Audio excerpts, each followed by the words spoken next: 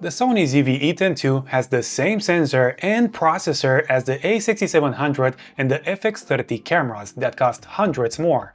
On paper, that makes it the best deal Sony sells. In real life though, owners keep hitting the same walls over and over, so I dug through forums, long-term reviews, and real owner reports and pulled out the 15 complaints that come up most. If you own one or you're about to buy one, this is what you need to know before your money leaves your account.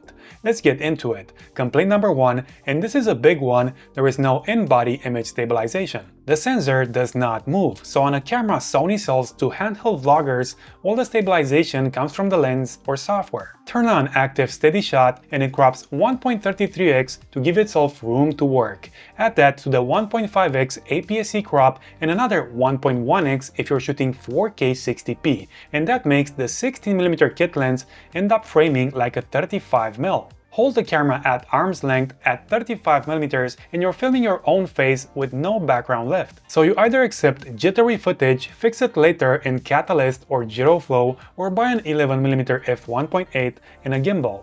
Complaint number 2, there's no mechanical shutter at all. It's fully electronic, no other choice. For video, that's fine. For photos, it hurts. Flash sync drops to 1/30th of a second, so anything moving in the frame turns into a blur. And with a cheap flash like the Godox IM30 or the Lux Junior, the ones without high-speed sync, you get half the photo lit and the other half black. The other problem is banding. Under LED panels or fluorescent lights, the sensor reads line by line and turns the flicker into stripes across your shot.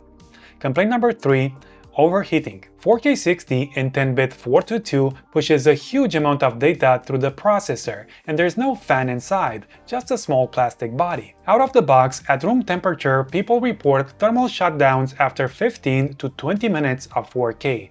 The fix is switching auto power off temperature from standard to high, which buys you an hour or more, but the body gets genuinely hot. After that, owners get creative. Battery door open, screen flipped away from the body, dummy batteries, small fans clipped to the side. Complaint number 4, rolling shutter. The readout is faster than the old ZV-E10, around 16 milliseconds at 4K 60, but it's not a stack sensor. It still reads from top to bottom, so when you whip pan or walk fast, vertical lines lean over and wobble. That's the jello effect. On a tripod, doing talking head, you'll never see it, but filming cars, sports, or just moving fast through a room, it shows up, which is a strange problem for a run-and-gun camera.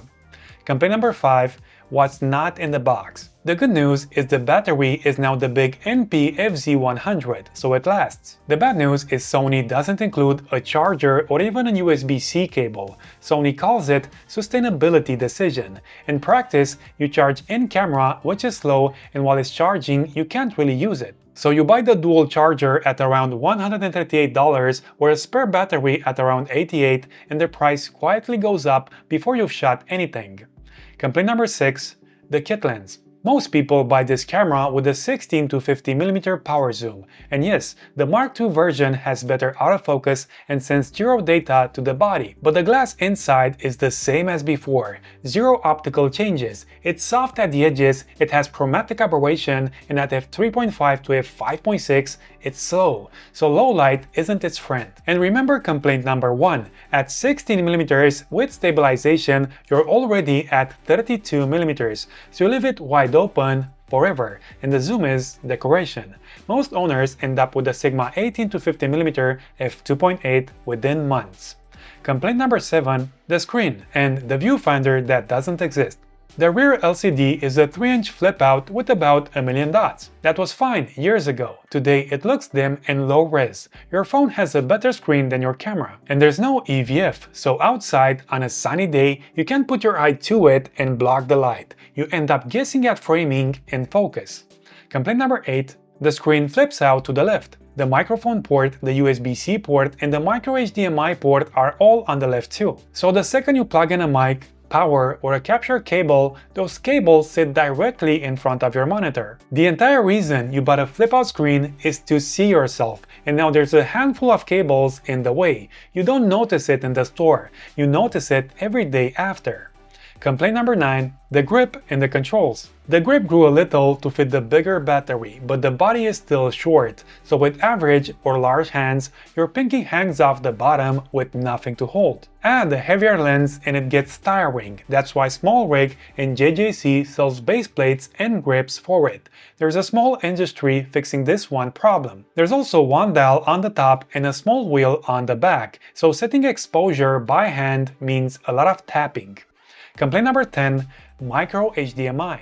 If you want an external monitor or a cam link, you go through the smallest, most fragile HDMI connector ever invented. One knock on the cable and the port can go. And even when the cable is fine, people get black screens and drop signal when recording internally and outputting at the same time. Fixing that usually means digging into menus, forcing Full HD output, and turning off HDMI info display and HDMI control. Complaint number 11. The price. It launched at $999 for the body, $1,099 with the lens, so $200 to $300 more than the original ZV-E10. Once you cross $1,000, people ask why there's no IBIS, no mechanical shutter, and no viewfinder, especially since the A6700 sits around $1,399 with the same sensor, processor, plus IBIS, a mechanical shutter, an EVF, and weather sealing. The gap is small enough that plenty of buyers feel this one was cut down on purpose to push them up the range. Complaint number 12.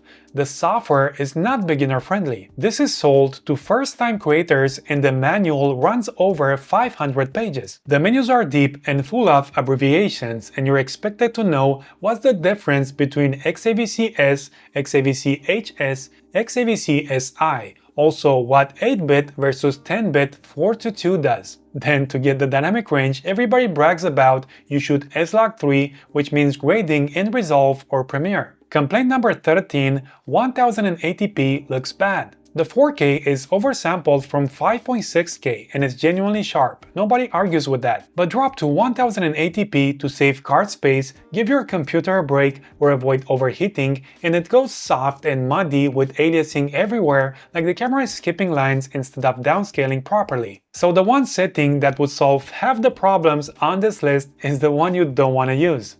Complaint number 14. No auto-framing. The ZV-E10 and the A6700 has a separate AI chip that lets the camera crop in and follow you around the room like someone's holding it. The ZV-E10 II has the same new Bion's XR processor, but Sony left the AI chip out.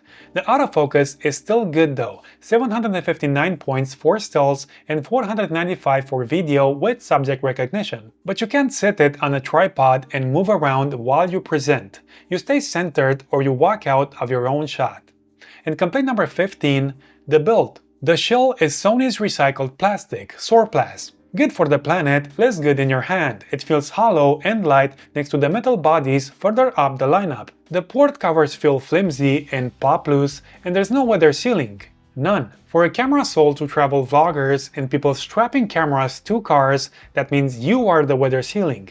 You cover it, you baby it, you put it away when it rains. So that's the list, and after all 15, I still think this camera makes sense for a specific person. Shoot on a tripod with a wide lens and light you control, and you're getting FX30 image quality for a fraction of the money. That part is real. But if you're filming yourself walking down a street in the sun and the rain, hoping the camera keeps up, it will fight you the whole way. None of this is a secret, it's the price of the ticket. Which one of these 15 issues would bother you the most? Tell me in the comments, and if I saved you money or frustration, hit that like button, and I'll see you in the next one.